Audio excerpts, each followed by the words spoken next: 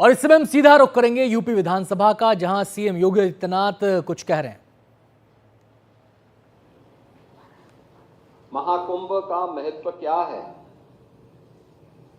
इसके आध्यात्मिक पहलू को लेकर, इसके सामाजिक पहलू को लेकर, राष्ट्रीय एकात्मता के पहलू को लेकर, इसके आर्थिक पहलू को लेकर के अनेक विचारकों ने, विशेषज्ञों ने अपनी राय रखी। और स्वाभाविक रूप से कुंभ के बारे में चर्चा वही कर सकता है जो महाकुंभ का दर्शन किया हो और महाकुंभ की नगरी में जाकर के जिसने साथ इस सांस्कृतिक और आध्यात्मिक आयोजन में सहभागी बनकर के इस पूरे आयोजन में जो सहभागी बना होगा, महाकुंभ के बारे में, उसकी विवेचना के बारे में, उसके अलग अलग पक्ष के बारे में वही चर्चा कर पाएगा। भगवान श्री कृष्ण ने भी श्रीमद् भगवत गीता में इस बात का उल्लेख किया, ये यथा माम प्रवदन्ते तांस तथैव भजाम्यहम्, यानी मुझे जो जिस रूप में स्मरण करता है मैं उसी रूप में उसको दिखाई देता हूं।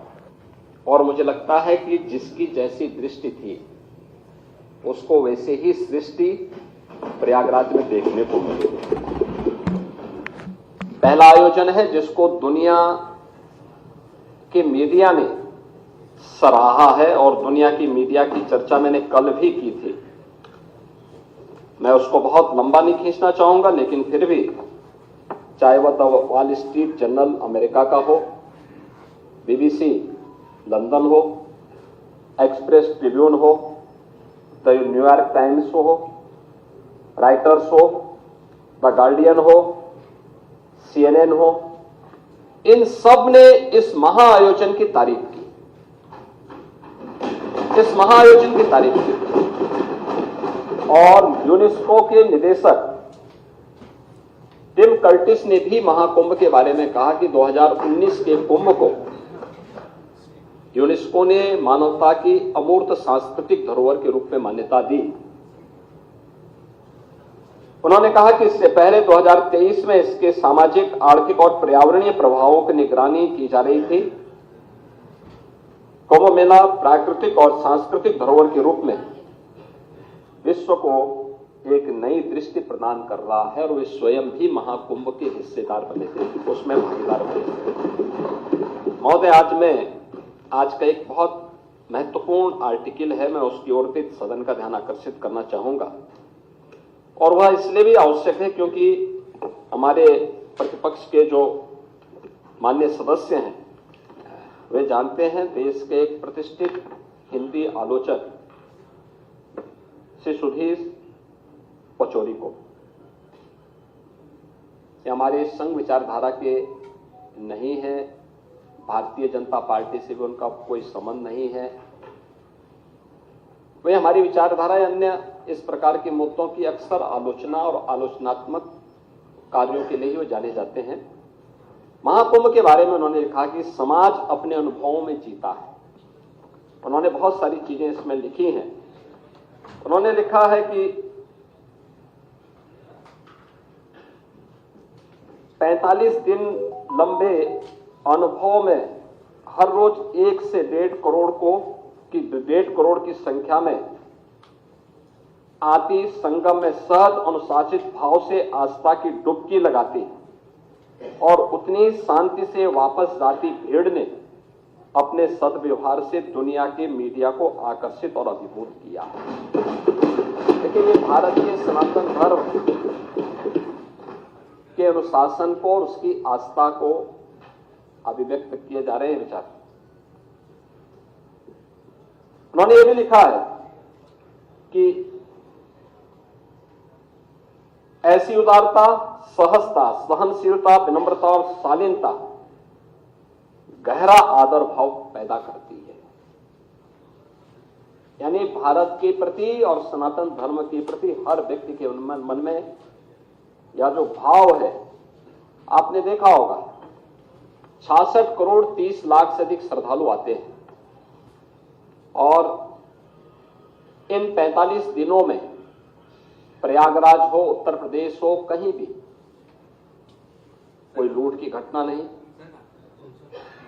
कोई अपहरण की घटना नहीं, कोई दुष्कर्म बलात्कार की घटना नहीं, कोई भी छेड़छाड़ नहीं, कोई भी ऐसी घटना नहीं जिसके बारे में कोई अपने आप को शर्मिंदा महसूस करे। ये सामाजिक अनुशासन नहीं तो क्या है?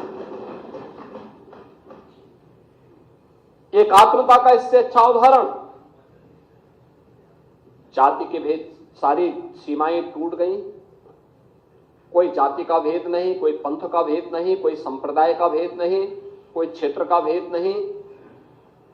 देश की सीमाओं को भी लांघने वाला, वसुधैव कुटुंबकम के भाव को जागृत करने वाला महाकुंभ एक नया संदेश दुनिया को दिया है। और अंत में से सुदेश पचौड़ी इस बात को भी लिखते हैं अपने आर्टिकल में कि क्या पता कि ऐसे ही निंदकों के प्रतिकार में इस महाकुंभ में इतने रिकॉर्ड तोड़ श्रद्धालु आए ताकि दुनिया जान ले कि समस्त हिंदू समाज एक है। यानी जो लोग महाकुंभ की निंदा कर रहे थे उनके बारे में वो कहते हैं कि जो लोग कभी पॉल्यूशन को लेकर के, कभी व्यवस्था को लेकर के, कभी किसी अन्य झूठी खबर को लेकर के तमाम प्रकार से इस महाकुंभ के आयोजन को किसी न किसी प्रकार से हतोत्साहित करना चाहते थे, लेकिन उन सब निंदकों को मुंहतोड़ जवाब देने के लिए जनता जनार्दन प्रतिकार के रूप में भी वहां पर उपस्थित होते हुए दिखाई दिए। उन्होंने कहा कि नहीं, हम सब एक हैं ताकि दुनिया जान ले कि समस्त हिंदू समाज एक है। यही नहीं, महाकुंभ ने एक नया हिंदू विमर्श भी पैदा किया है कि हे पश्चिमी आधुनिकता, जिसे तूने दूषित किया,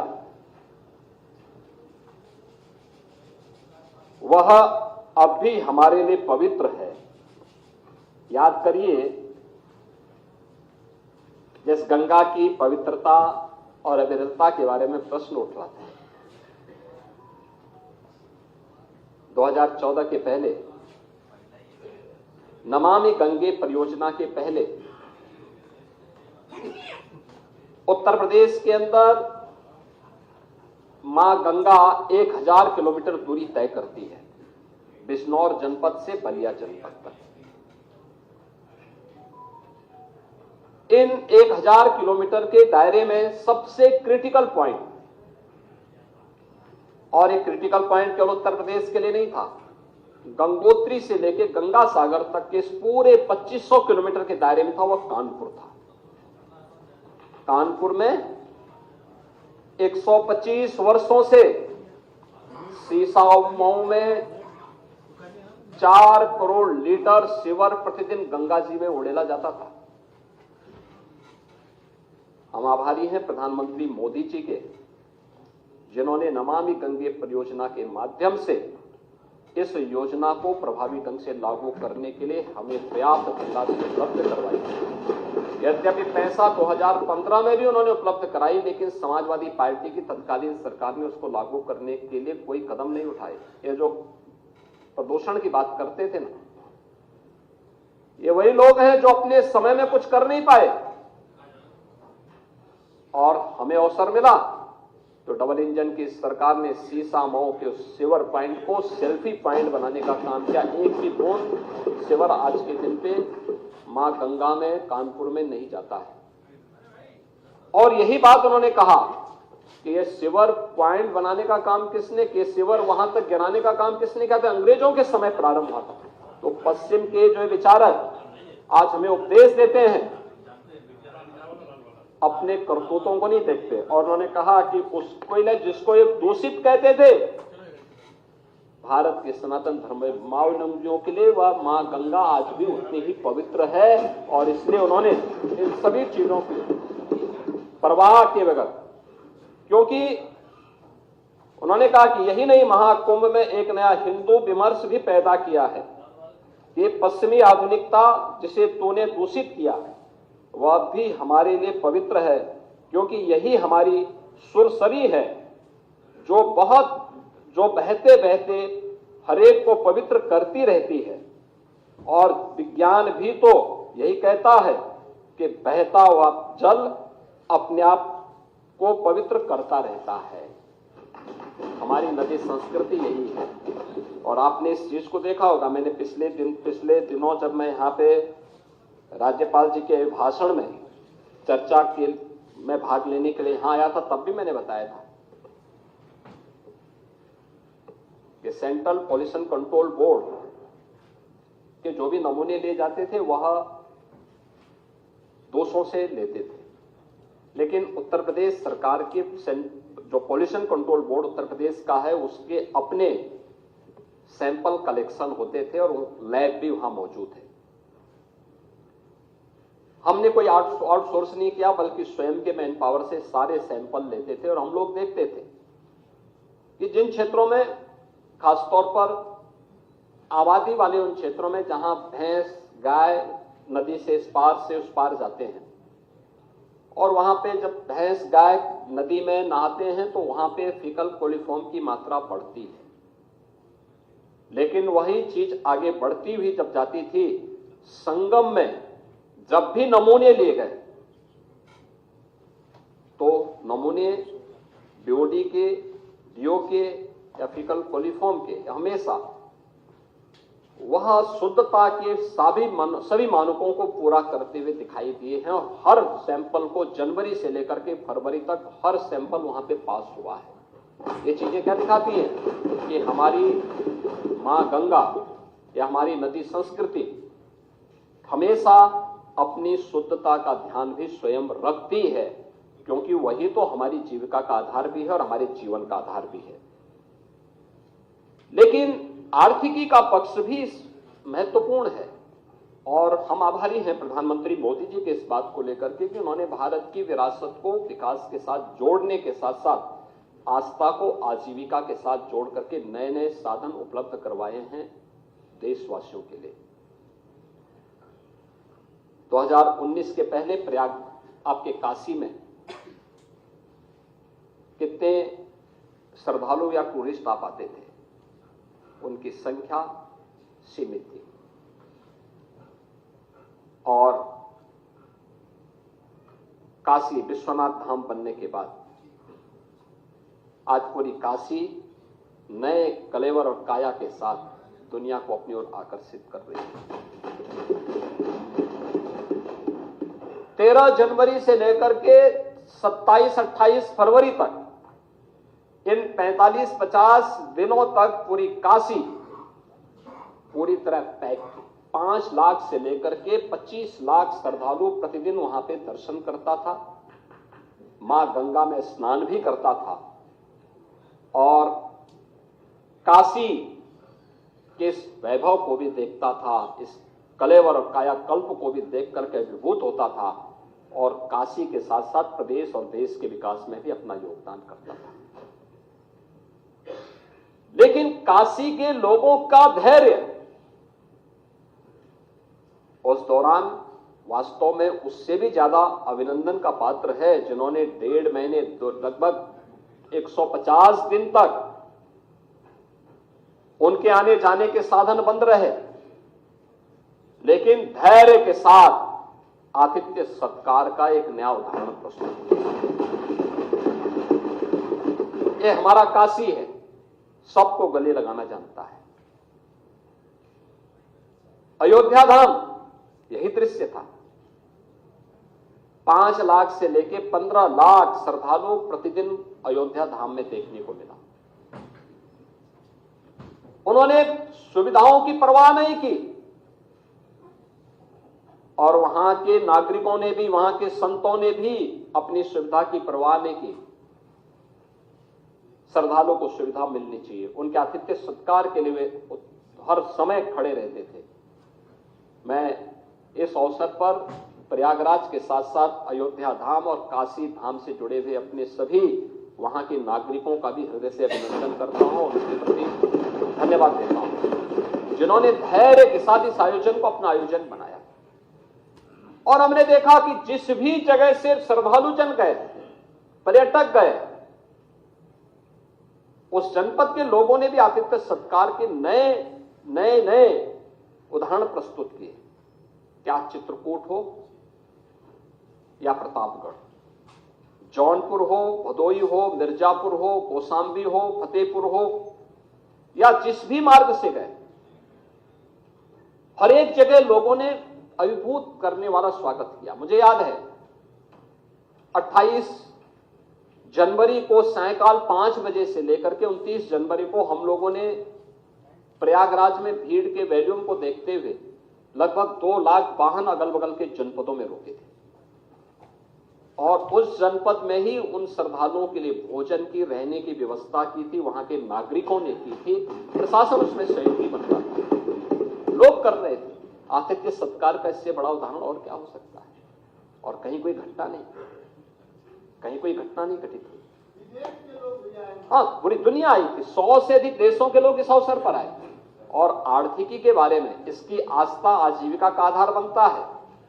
आप पीटीए की बात करते हैं, मैं तो एक नाविक की चर्चा कर रहा हूं, मैंने कल भी सदन में की थी। एक नाविक परिवार जिनके पास 130 नौकाओं का बेड़ा है, उन्होंने 13 जनवरी से लेकर के 26 फरवरी के बीच में 30 करोड़ रुपए कमाए हैं एक परिवार में। आप मुझे बताइए, क्या इतना पैसा कभी कोई कमा सकता था? अभिभूत करने वाला। प्रतिदिन का अगर आप एवरेज देखें तो 50,000 रुपए से लेके 55,000 रुपए का उनका एवरेज था पर डे की एक नाव से कमाई का। तो मुझे पहले इसमें विश्वास नहीं हो रहा था। मैं प्रयागराज एक दिन गया था, स्वयं भी मैंने इस चीज को कहा कि भाई कैसे हो रहा है, क्योंकि हम लोगों ने तो, मैं, हमारे साथ दोनों डिप्टी सीएम भी, हमारे मंत्रिमंडल के तमाम सहयोगी भी और नाविकों का सम्मान भी किए थे, क्योंकि हमारे लिए सम्मान करने का अवसर इसलिए भी था क्योंकि भगवान राम के मित्र निषाद राज की परंपरा को आज भी वे उसी श्रद्धा भाव के साथ निर्वहन कर रहे हैं। तो हम लोग कैसे इनके साथ सहभागी बन सकते हैं? तो मैंने महाकुंभ के दौरान इस बात को देखा। एक नाविक मुझे मिला, पहले मुझे एक परिवार मिला जो बाहर से आए थे, उन्होंने मुझसे मिलने की इच्छा व्यक्त की थी। मैंने कहा मैं कल प्रयागराज आ रहा हूं, अगर आप वहां रुक सकते हैं तो मुलाकात कर लेंगे। मैं मुलाकात किया। मुलाकात करने के बाद मैंने उनसे पूछा, मैंने कहा कितने लोग? उन्होंने कहा 10 हमारे ग्रुप थे और हमें तो नाव वालों ने संगम में ले जाकर के स्नान करवा दिया था। तो मैंने कहा नाव वाले ले जा रहे थे तो आप लोग हर ग्रुप को ले जाने में कितना पैसा लग रहा था? उन्होंने कहा साहब देखिए, वे हम लोगों से हर ग्रुप से 2-2 हजार रुपया लेते थे और हमें ला करके स्नान करा के आते थे। और आप सोचिए कि मैंने कहा कितने का, 2 घंटे के अंदर हम लोगों ने अपना स्नान पूरा कर लिया था। तो 20,000 रुपये तो यही हो गए उन लोगों से। अब 2 घंटे में 20,000 रुपये जो कमा रहा है, सुबह 4 बजे से ही उनके द्वारा स्नान का कार्यक्रम प्रारंभ होता है, तो सायंकाल तक 50,000 रुपये कमाना उनके लिए कोई कठिन काम नहीं था। तो मैं इसीलिए कह रहा हूं कि यह कौन तबका ऐसा नहीं था जिसने न कमाया हो, और उसका बृहद आर्थिकी पक्ष है जिसको लेकर के आर्थिक विशेषज्ञ अपने अनुसार अनुमान लगा रहे हैं। हमारा अनुमान है कि उत्तर प्रदेश की अर्थव्यवस्था में 3.5 लाख करोड़ रुपए से अधिक का इससे अंतर आने वाला है। ये विरासत को विकास के साथ जोड़ने का परिणाम है, और यह विजन दिया है प्रधानमंत्री मोदी जी ने, देश को दिया है। ये केवल उत्तर प्रदेश जो कि उसकी आत्मा है, तो उत्तर प्रदेश में सभी स्थल हैं, इन क्षेत्रों से तो ही रहा है, लेकिन दुनिया, पूरा देश इससे अभिभूत है। दुनिया ने इस महा चमत्कार को देखा है जो महाकुंभ ने दुनिया को दिया है। लेकिन मैं समाजवादी पार्टी से जुड़े हुए मित्रों से कहना चाहता हूं, भारत की विरासत पर आप गौरव की अनुभूति नहीं करते? कम से कम जिनके नाम पे आप राजनीति करते हैं उनके विचारों को ही मान लेते हैं। डॉक्टर राम मनोहर लोहिया ने इस बात को कहा था कि भारत कि एकात्मता के 3 आधार हैं, श्री राम, श्री कृष्ण और शिव शंकर, भगवान शिव। जब तक भारत की जनता इन 3 देव महापुरुषों के प्रति श्रद्धा का भाव रखेगी, तब तक भारत को भारत बने रहने से कोई रोक नहीं सकता। दुनिया की कोई ताकत भारत का बाल बांका नहीं कर सकता। डॉक्टर राम मनोहर लोहिया प्रखर समाजवादी थे। वे हमारी विचारधारा से जुड़े हुए नहीं थे, हां कांग्रेस के विरोधी थे, अपने मुद्दों पर लड़ते थे। आज समाजवादी पार्टी डॉक्टर लोहिया के विचारों से कितनी दूर भाग चुकी है। आज राम को, कृष्ण को, शिव की परंपरा को, भारत की विरासत को कोसना ये समाजवादी पार्टी का मानो जीवन का उद्देश्य हो गया। और दुर्भाग्य है कि इन्होंने आदर्श किसको माना है, यानी औरंगजेब को। औरंगजेब को अब ये लोग अपना आदर्श मान रहे हैं। औरंगजेब का पिता शाहजहां अपनी जीवनी में लिखता है, अपनी आत्मकथा में लिखता है कि खुदा करे कि ऐसा कमबख्त किसी को पैदा न हो। उसने आगरा के किले में अपने बाप को कैद करके रखा, एक एक बूंद पानी के लिए तरसाया। और अगर इनको औरंगजेब पर गौरव की अनुभूति होती है तो ये लोग कम से कम पटना की खुदा वक्त लाइब्रेरी में जाकर के एक बार शाहजहां की ही जीवनी को पढ़ लें, देख लें, उसकी पीड़ा को देखें। हां, जिनका आचरण औरंगजेब जैसा है वे लोग तो औरंगजेब पर गौरव की अनुभूति करें, लेकिन भारत को कम से कम इस पर न करें। और समाजवादी पार्टी को इसका जवाब देना चाहिए। भारत की आस्था पर प्रहार करने वाला दुर्दांत, धर्मांध, क्रूर शासक, उसको समाजवादी पार्टी आदर्श मानती है। जो भारत को रौंदने के लिए आया था, जजिया कर लगा रहा था, भारत का इस्लामीकरण कर रहा था। कोई सभ्य मुसलमान भी अपने पुत्र का नाम औरंगजेब नहीं रखता, क्योंकि इसे मालूम है यथा नाम तथा काम। अगर ऐसा नाम रखेंगे तो फिर एक एक बूंद पानी के लिए तरसना पड़ेगा। और शाहजहां ने भी अपनी जीवनी में लिखा है, उन्होंने कहा है कि औरंगजेब को कोसते हुए उसने लिखा कि तुमसे अच्छा तो ये हिंदू है जो जीते जी तो अपने बुजुर्ग मां बाप की सेवा करता है, मरने के बाद श्राद्ध तर्पण के माध्यम से वर्ष में एक बार उन्हें जल देता है। तुम तो मुझे एक एक बूंद पानी के लिए तरसा दी हो। अब समाजवादी पार्टी यह तय करे ये पटना की खुदाबंद में जाकर ये समाजवादी पार्टी का नेता, आपका विधायक घोषणा करो ना, उस कमबख्त को निकालो पार्टी से और उसको एक बार यूपी भेज दीजिए, बाकी उपचार हम अपने आप करवा लेंगे। जो व्यक्ति छत्रपति शिवाजी महाराज की परंपरा पर गौरव की अनुभूति करने की बजाय लज्जा महसूस कर रहा हो और औरंगजेब को अपना नायक मान रहा हो, क्या उसको भारत के अंदर रहने का अधिकार होना चाहिए क्या? और समाजवादी पार्टी को इसका जवाब देना चाहिए। एक तरफ आप कुंभ को कोसते रहे और दूसरी तरफ औरंगजेब जैसे दुष्ट और क्रूर, धर्मांध, मंदिरों को तोड़ने वाले व्यक्ति को, भारत की आस्था को निर्ममता के साथ रौंदने का कार्य करने वाले व्यक्ति को महिमामंडन करते हो। आखिर कौन सी नस ऐसी आपकी दबी हुई है कि आप लोग अपने उस व्यक्ति पर, उस विधायक पर नियंत्रण नहीं कर पा रहे हैं? और इसीलिए मैं कहना चाहता हूं कि व्यक्ति के विचार अलग हो सकते हैं मानव, खंडन क्यों नहीं समाजवादी पार्टी है? समाजवादी पार्टी खंडन करे इसका। लाल बिहारी सुनिए, समाजवादी पार्टी को लाल बिहारी समाजवादी पार्टी को आप। इसका खंडन करना शांत रहिए। चाहिए। समाजवादी लाल पार्टी बिहारी को इसका खंडन करना चाहिए और समाजवादी पार्टी को इसको बाहर निकाल देना चाहिए, निकाल देना चाहिए बाहर, या यहां बुलवाइए सम्मेलन में। उत्तर प्रदेश तो ऐसे लोगों का उपचार करने में बहुत देरी नहीं करता है। महोदय, यह वर्ष और भी महत्वपूर्ण है। बाबा साहब भीमराव अंबेडकर ने जिस संविधान के शिल्पी बनकर के भारत को एक संविधान दिया, भारत के संविधान को अंगीकार करने का यह अमृत वर्ष भी है, अमृत महोत्सव वर्ष भी है। और मैं एक बार और फिर कहूंगा कि समाजवादी पार्टी ने कभी भी एक बार नहीं, 3-3, 4-4 बार इन्हें शासन करने का अवसर मिला, बाबा साहब भीमराव अंबेडकर के नाम पे एक भी संस्था खड़ी नहीं की, बल्कि उनके नाम पर बनी हुई संस्थाओं को नाम हटाने का काम किया।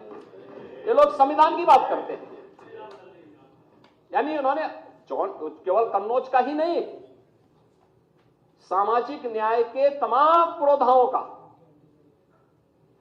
नाम मिटाने का काम किया था। संविधान की वो प्रति लेके घूमते हैं, ये पीडीए की बात करते हैं। किस पीडीए की बात कर रहे हैं आप? बाबा साहब भीमराव अंबेडकर के नाम पे कोई संस्था समाजवादी पार्टी ने खड़ी की हो? हम तो कह सकते हैं बीजेपी ने प्रधानमंत्री मोदी जी के नेतृत्व में पंचतीर्थ का निर्माण करवाया।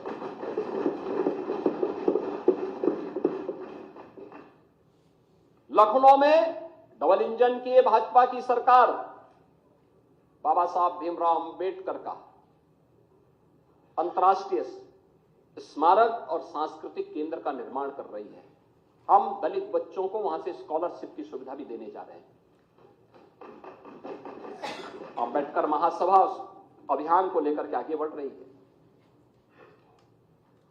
सामाजिक न्याय के इन महापुरुषों के बारे में सावित्रीबाई फुले के नाम पर लखनऊ के बाबा साहब भीमराव अंबेडकर विश्वविद्यालय में हमारी सरकार ने छात्रावास बनाया, जिससे दलित बच्चे पढ़ सके। हमारी सरकार ने कन्नौज के मेडिकल कॉलेज का नामकरण बाबा साहब भीमराव अंबेडकर का जो नामकरण आप लोगों ने हटाया था, हम लोगों ने फिर से बाबा साहब भीमराव अंबेडकर के नाम से और इस बार के बजट में भी हम लोगों ने सामाजिक न्याय से जुड़े हुए इन सभी पुरोधाओं का सम्मान किया। आपकी पीड़ा को हम समझ सकते हैं। आप लोग एक परिवार से बाहर निकल ही नहीं सकते। हम लोगों ने अभी तक प्रधानमंत्री जी प्रयागराज आए थे, उन्होंने उद्घाटन किए थे जब 13 दिसंबर को प्रयागराज की योजनाओं का, निषाद राज के नाम पे श्रृंगवेरपुर में कॉरिडोर के निर्माण का काम किया, उसका भी लोकार्पण किया। हजारों वर्षों की विरासत।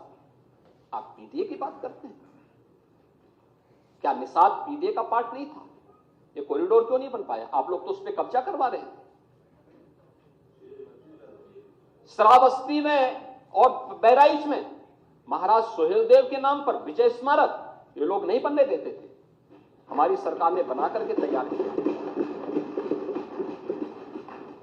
हमारी सरकार ने बनाया है, भव्य स्मारक बनकर के तैयार हो चुका है। वाराणसी में संत रविदास जी, मन चंगा तो कटौती में गंगा। आप सोचिए, क्षीर गोवर्धन जो उनकी पावन जन्मभूमि है, उस पावन जन्मभूमि में कॉरिडोर का निर्माण हो, संत रविदास जी की भव्य प्रतिमा लगे। समाजवादी पार्टी ने हमेशा उसमें ब्रेकर खड़े किए, नहीं बनने दिया।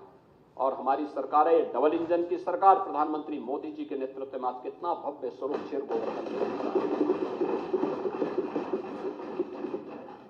महर्षि वाल्मीकि का लालापुर, उनकी पावन साधना स्थली, दुनिया का सर्वश्रेष्ठ महाकाव्य देने वाले महर्षि वाल्मीकि जैसे त्रिकालदर्शी ऋषि, वहां का सुंदरीकरण का काम में बाधा समाजवादी पार्टी। राजापुर का विकास संत तुलसीदास जी ने, जिन्होंने आधुनिक रामायण के रूप में रामचरितमानस दिया, घर घर में जिसका गायन होता है, कोई भी मांगलिक कार्यक्रम होता है इसके बगैर नहीं हो सकता। आप लोगों ने राजापुर का विकास नहीं होने दिया, आपने गरीबों के मकान नहीं बनने दिए। समाजवादी पार्टी की सरकार थी, पहले 2.5 वर्ष में 0 प्रोग्रेस। शौचालय उनके घरों में नहीं बनने दिया, 0 प्रोग्रेस। आखिरी मकान 56 लाख मकान बने।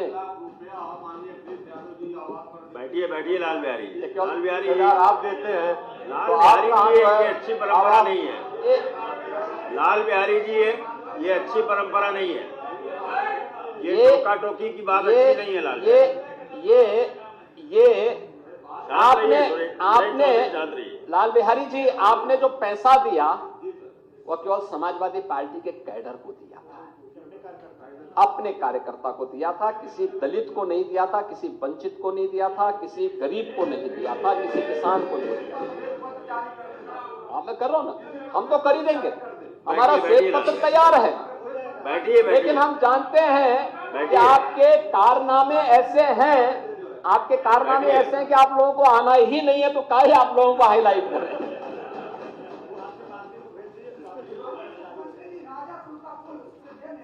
बैठिए बैठिए डॉक्टर मान। अरे राजापुर की बात मत करिए, मैं कह रहा हूं पर्यटन विकास के दृष्टि से आप बैठिए डॉक्टर मान। अभी हम विकास की चर्चा करने जा रहे हैं महोदय। ये कभी भी नहीं चाहते, और यह वर्ष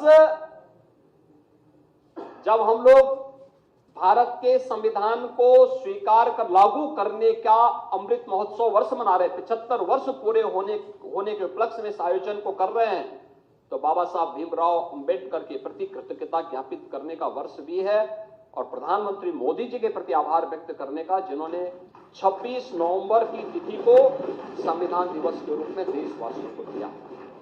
हर वर्ष आयोजन हो रहे हैं, और इसीलिए इस आयोजन के प्रति सरकार की प्रतिबद्धता, सरकार ने तय किया है कि अनुसूचित जाति जनजाति के छात्रों के लिए जो भी छात्रावास बनेंगे, बाबा साहब भीमराव अंबेडकर के नाम पर ही हर जनपद में हम बनाने का काम करेंगे। हमारी सरकार ने तय किया है, इस बजट में हम इसका उल्लेख करेंगे अभी आने वाले उस पे।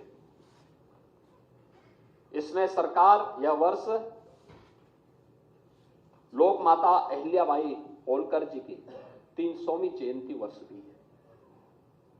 उनके प्रति कृतज्ञता ज्ञापित करने के लिए हम 7 स्थानों पर कामकाजी महिलाओं के लिए छात्रावास की सुविधा भी देने जा रहे हैं। ये अहिल्याबाई होलकर के नाम पे सभी आते हैं।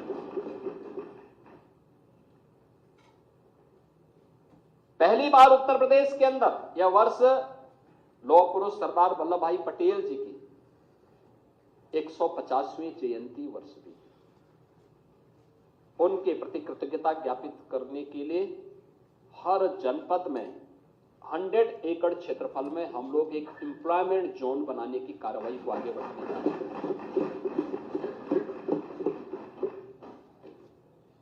ऐसी अनेक योजनाओं को लेकर आए हैं। भगवान बिरसा मुंडा की 150वीं जयंती है। भगवान बिरसा मुंडा महान स्वतंत्रता संग्राम सेनानी भी थे। जनजातीय समाज को एक नई दिशा दी थी उन्होंने। विदेशी ताकतों के खिलाफ लड़े थे। उनके प्रति कृतज्ञता ज्ञापित करने के लिए हम लोगों ने उनके नाम पर इमलिया कोडर बलरामपुर में पहले से ही एक म्यूजियम बनाया है, जनजातीय म्यूजियम, और ऐसे मिर्जापुर और सोनभद्र में भी इस प्रकार के म्यूजियम के निर्माण के कार्यक्रम को हमारी सरकार आगे बढ़ाने जा रही है। सरकार का कार्यक्रम अपने विरासत को आगे बढ़ा करके एक सर्वसमावेशी, सर्वस्पर्शी और लोक मंगल की कामना के बजट को लेकर के आगे आना था, और सरकार ने इन सभी महापुरुषों के प्रति कृतज्ञता ज्ञापित करते हुए अटल जी की स्मृति को, यह वर्ष अटल जी की जन्म शताब्दी वर्ष भी है, हमने शहरी हर नगर निकाय में एक एक डिजिटल लाइब्रेरी बनाई है जो सदैव अटल जी को समर्पित है। उसको बनाने के कार्यक्रम को हमने जोड़ा है, बजट में इसके लिए प्रावधान किया पैसे के। महोदय, यह हमारा सौभाग्य है कि हमारी सरकार ने 9वां बजट प्रस्तुत किया है। 9 बजट में हर बजट की अपनी एक थीम थी और थीम पहला बजट अन्नदाता किसान को समर्पित था।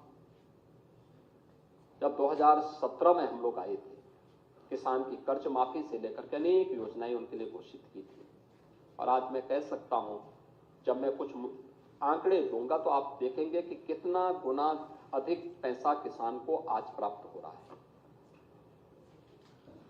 हमने दूसरा बजट प्रस्तुत किया था।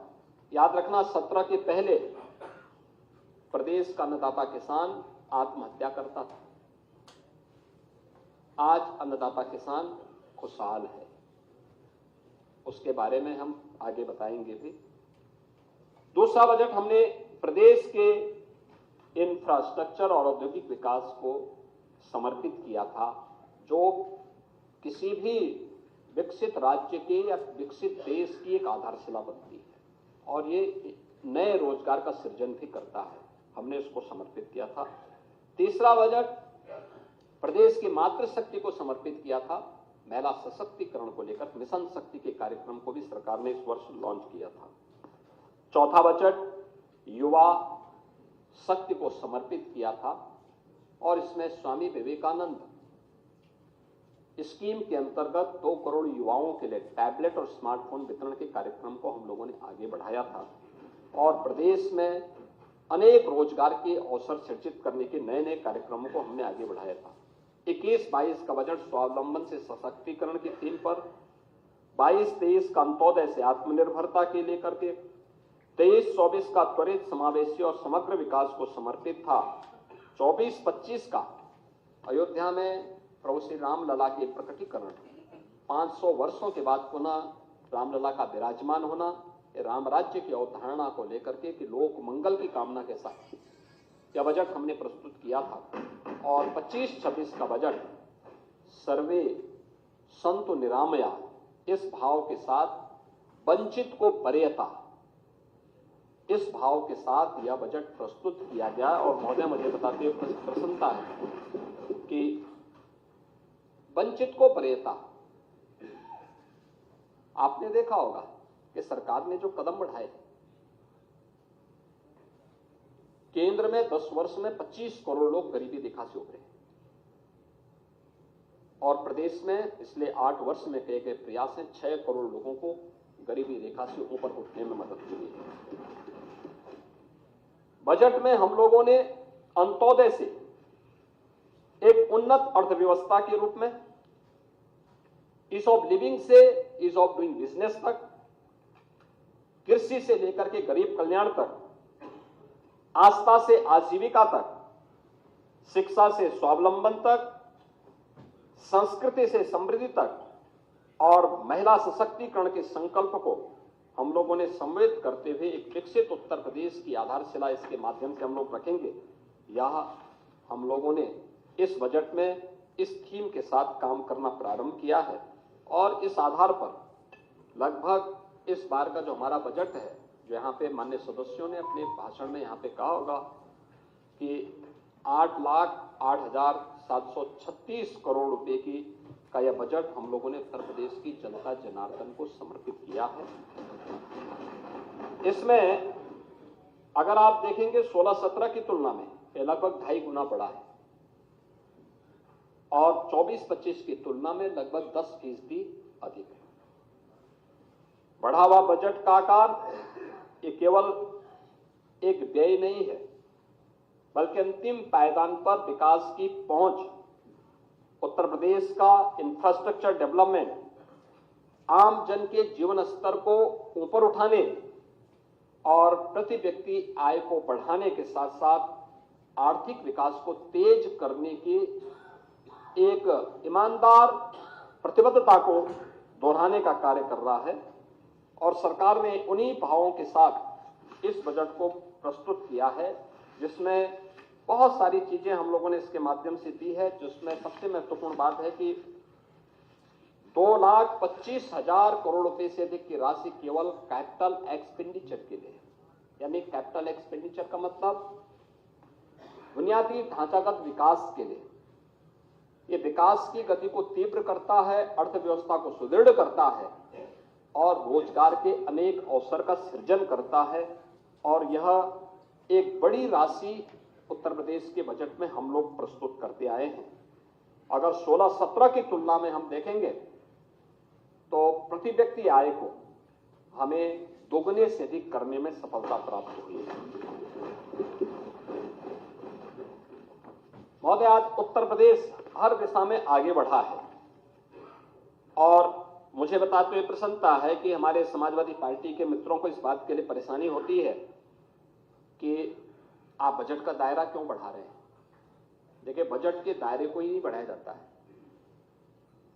बल्कि अपने घाटे को भी नियंत्रित किया जाता है। और राजकोषीय अनुशासन का, वित्तीय अनुशासन का सबसे अच्छा उदाहरण माना जाता है, जिसके लिए रिजर्व बैंक ने भी एक लिमिट तय की हुई है कि आप इससे ज्यादा जो आपका कुल जीएसडीपी होगा उससे आप कितना पैसा उधार लोन दे सकते हैं, वो लिमिट तय है। और सरकार का जो यह जीएसडीपी का जो हमारा राजकोषीय घाटा है 3% से कम है। 3% यानी 2.97% है, जिसको हम कांस्टेंट रूप से आगे बढ़ा रहे हैं, जबकि हम बजट का समाजवादी पार्टी के विधायक अबू आजमी की मुश्किलें कम होने का नाम नहीं ले रही। एक तरफ महाराष्ट्र विधानसभा से उन्हें निलंबित कर दिया गया है, दूसरी तरफ उत्तर प्रदेश विधानसभा में मुख्यमंत्री योगी आदित्यनाथ ने पलटवार किया है समाजवादी पार्टी पर और कहा है कि पार्टी को अबू आजमी को निकाल देना चाहिए पार्टी से। और उन्होंने ये भी कहा अबू आजमी को यूपी भेजो, उनका इलाज करेंगे। औरंगजेब को नायक मानती है समाजवादी पार्टी, आरोप लगाए हैं योगी आदित्यनाथ ने। कहा औरंगजेब को हीरो बताने वालों को सबक सिखाना जरूरी है। और योगी आदित्यनाथ ने क्या कुछ कहा है वो आपको सुनवाते हैं। आज समाजवादी पार्टी डॉक्टर लोहिया के विचारों से कितनी दूर भाग चुकी है। आज राम को, कृष्ण को, शिव की परंपरा को, भारत की विरासत को कोसना ये समाजवादी पार्टी का मानो जीवन का उद्देश्य हो गया।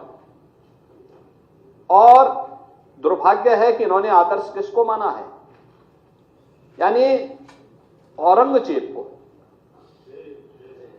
औरंगजेब को अब ये लोग अपना आदर्श मान रहे हैं। औरंगजेब का पिता शाहजहां अपनी जीवनी में लिखता है, अपनी आत्मकथा में लिखता है कि खुदा करे कि ऐसा कमबख्त किसी को पैदा न हो। उसने आगरा के किले में अपने बाप को कैद करके रखा, एक एक बूंद पानी के लिए तरसाया।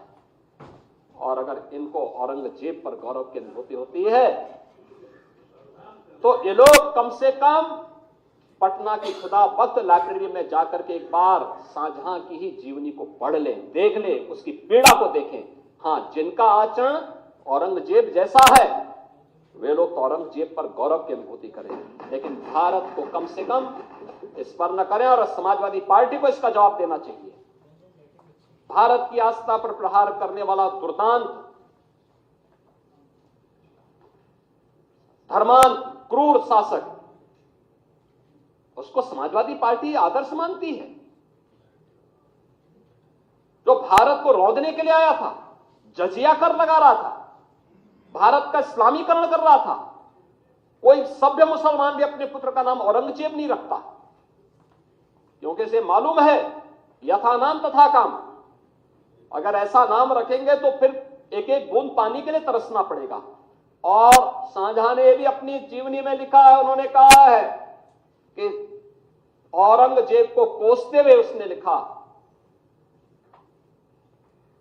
कि तुमसे अच्छा तो ये हिंदू है जो जीते जी तो अपने बुजुर्ग मां बाप की सेवा करता है, मरने के बाद श्राद्ध तर्पण के माध्यम से वर्ष में एक बार उन्हें जल देता है। तुम तो मुझे एक एक बूंद पानी के लिए तरसा दी हो।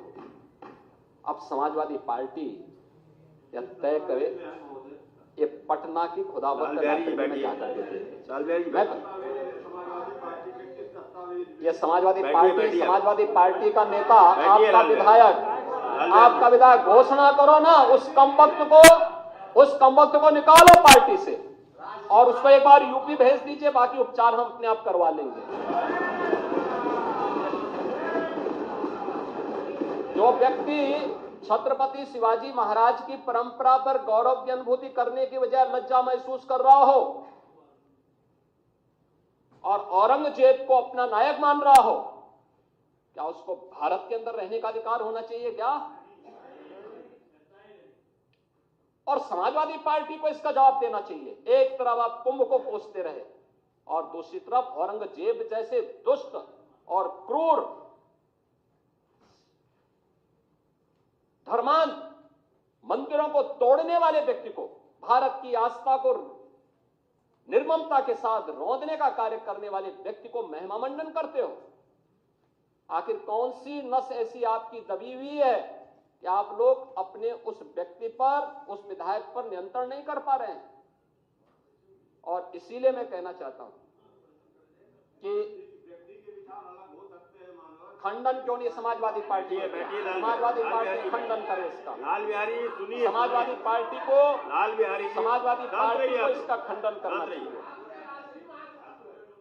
समाजवादी पार्टी को इसका खंडन करना चाहिए और समाजवादी पार्टी को इसको बाहर निकाल देना चाहिए, निकाल देना चाहिए बाहर, या यहां बुलवाइए सम्मेलन में। उत्तर प्रदेश तो ऐसे लोगों का उपचार करने में बहुत देरी नहीं करता है। नाथ को सुना आपने, अब आपको बताते हैं कैसे अखिलेश यादव अबू आजमी के समर्थन में उतरे हैं। उन्होंने सोशल मीडिया प्लेटफॉर्म पर लिखा और अखिलेश यादव ने अब विचारधारा के आधार पर निलंबन। कैसे अखिलेश यादव ने कहा कि अभिव्यक्ति की आजादी और गुलामी में क्या फर्क है, निलंबन से सच की जुबान को दबा नहीं सकते।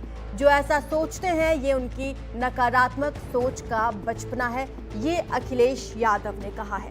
उन्होंने कहा कि निलंबन से सच की जुबान को दबाया नहीं जा सकता है। साथ ही अबू आजमी के समर्थन में उतरे हैं अखिलेश यादव। ये उनका वो सोशल मीडिया प्लेटफॉर्म पर जो उन्होंने लिखा वो हम आपको दिखा रहे हैं। ये ट्वीट किया है अखिलेश यादव ने और अबू आजमी का समर्थन उन्होंने किया। अखिलेश यादव ने ये लिखा है कि विचारधारा के आधार पर निलंबन कैसे, अभिव्यक्ति की आजादी और गुलामी में क्या फर्क है, निलंबन से सच की जुबान को हम नहीं दबा सकते हैं।